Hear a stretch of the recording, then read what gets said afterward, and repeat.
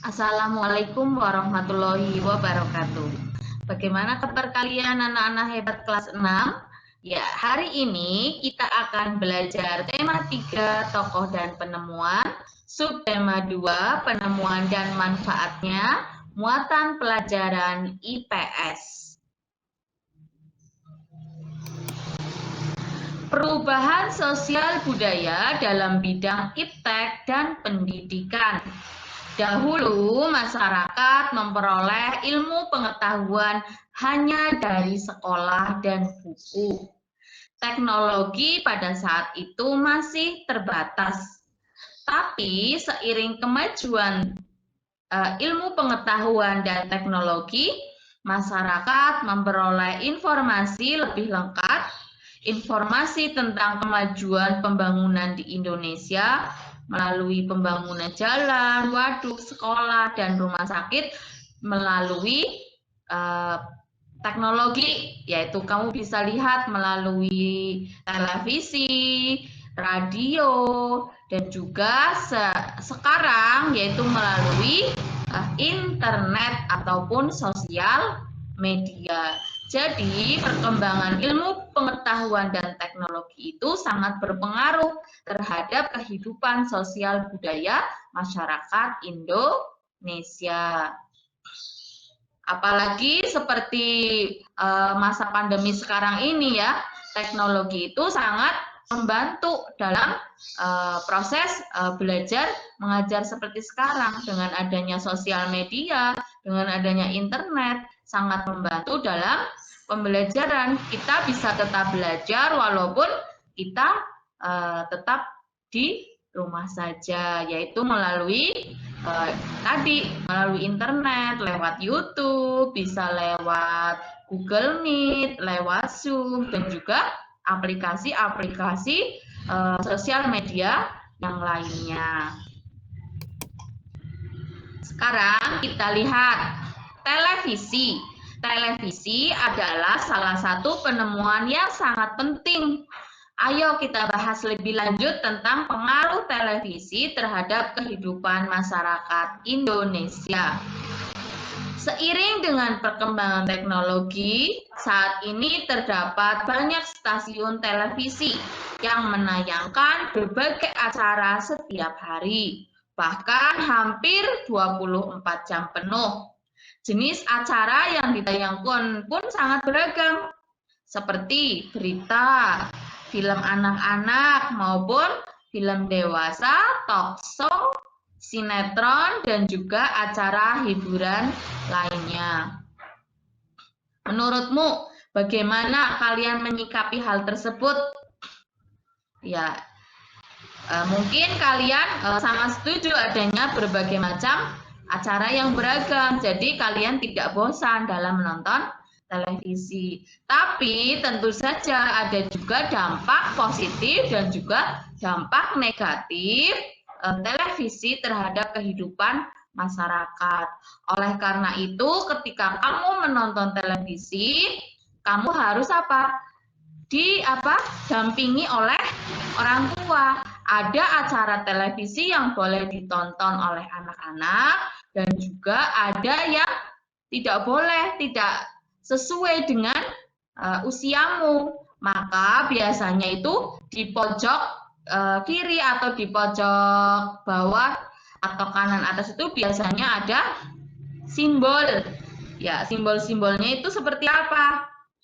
Di sini biasanya itu ada SU2+, berarti artinya adalah semua umur, artinya boleh disaksikan oleh semua umur, tetapi yang berusia di atas 2 tahun. Tayangan ini biasanya disiarkan di seluruh jam siar dari pagi sampai malam. Biasanya itu kalau ada tanda seperti ini, kamu kok nggak tahu itu sih tulisan apa? Nah, itu maksudnya itu. Kalau SU2+ berarti untuk anak usia di atas 2 tahun atau untuk semua umur. Ada yang tulisannya BO, artinya apa? Bimbingan orang tua. Itu artinya apa? Boleh disaksikan oleh kategori anak, tetapi harus adanya bimbingan dari orang orang tua. Harus didampingi dalam menonton televisi ya. Harus ada bimbingan orang tua, tidak boleh melihat sendiri. Terus ada tulisan A7+, artinya apa? Untuk anak-anak terutama yang berusia 7 sampai 12 tahun. Nah, maka apabila diharuskan adanya bimbingan orang tua, biasanya hanya bisa disiarkan pada jam tertentu saja. Terus R13+, artinya apa? Remaja. Biasanya anak-anak remaja itu berusia 13 sampai 17 tahun. Dikombinasi sebagai remaja bimbingan orang tua apabila mengharuskan adanya bimbingan orang tua. Jam penyiaran lebih panjang dibanding kategori anak, namun tetap harus dibatasi. Kalau kamu kan masih usianya rata-rata di bawah 13 tahun, maka tidak cocok ketika kamu menonton acara dengan simbol ini ada tulisannya R atau R13+, berarti itu tidak cocok dengan kalian. Itu untuk usia di atas 13 tahun. Untuk ada simbol seperti ini, D18+, artinya apa? D itu dewasa. Berarti acara ini hanya boleh disaksikan oleh pemirsa yang usianya itu 18 tahun ke atas.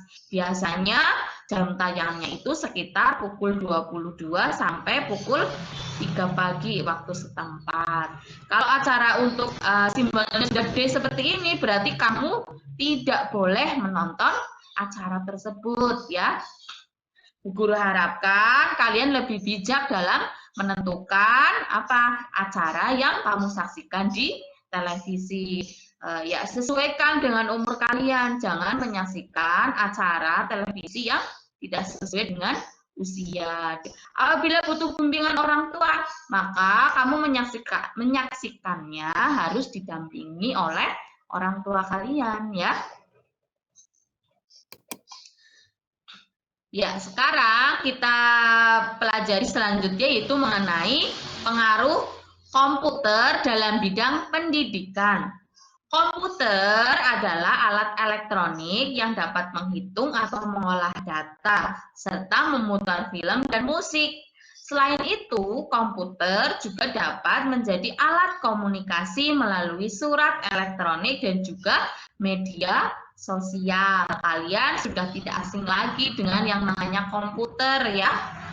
Dari mengenai perkembangan komputer, kamu bisa lihat, baca teks tentang ini.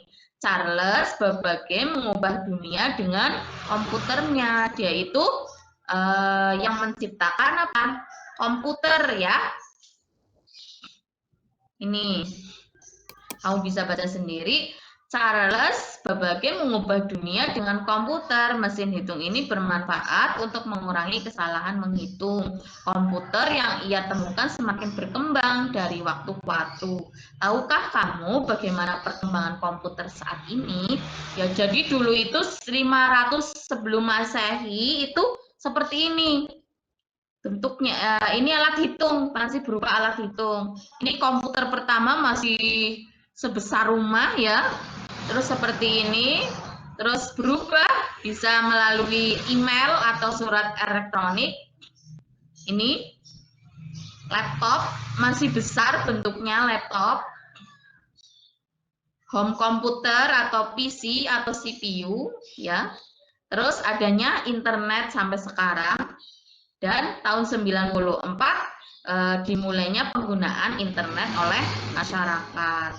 Itu perkembangan mengenai dari pertama ya, dari alat hitung sampai dengan komputer. Bahkan kamu bisa lihat sekarang ada yang namanya iPad, handphone, terus ini ada laptop, Chromebook ya, yang bisa jadi laptop, bisa jadi itu handphone ya. Dan juga perkembangan adanya media sosial. Media sosial itu apa? Sebuah media daring yang digunakan satu sama lain yang para penggunanya bisa dengan mudah berpartisipasi, berinteraksi, berbagi, dan menciptakan isi blog, jejaring sosial, wiki, forum, dan dunia virtual tanpa dibatasi oleh